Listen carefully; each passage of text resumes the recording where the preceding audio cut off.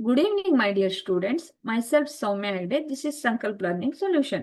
Today, we are taking another subtopic in D and F block element, that is oxidation states of lanthanides. Lanthanoid oxidation state ಏನು ಅಂತ ನೋಡೋಣ.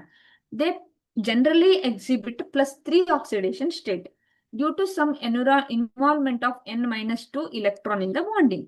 Though some element can show ಏನ್ ಮಾಡ್ತವೆ ಹೇಳಿ 2 ಅಲ್ವಾ, 2 state ಅನ್ನ ಅಥವಾ 4 ಅನ್ನ ತೋರಿಸ್ತವೆ. ಬಟ್ ಎಲ್ಲರೂ ಕಾಮನ್ ಆಗಿ ಏನನ್ನ ತೋರಿಸ್ತವೆ ಹೇಳಿ, +3 ಆಕ್ಸಿಡೇಷನ್ ಅನ್ನೇ ತೋರಿಸ್ತಾ ಇರ್ತವೆ. They became stable in some case, unstable in some cases. Okay, this contracts with D block element which exhibit wider range of oxidation. Okay, wider range of oxidation.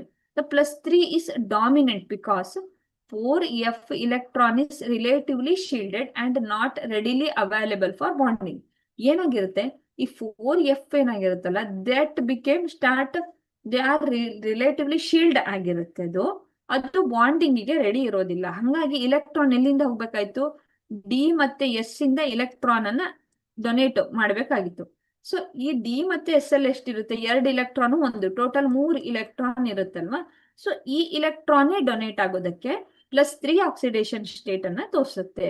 Okay, this contrasts with D element. ಅಂದ್ರೆ D element ಏನಿರುತ್ತೆ ಅಲ್ಲಿ wide range oxidation state ಇರುತ್ತೆ, but ಇಲ್ಲಿ +3 dominant ಇರುತ್ತೆ because 4f is relatively shield ಆಗಿರೋದಕ್ಕೆ. Okay, thank you.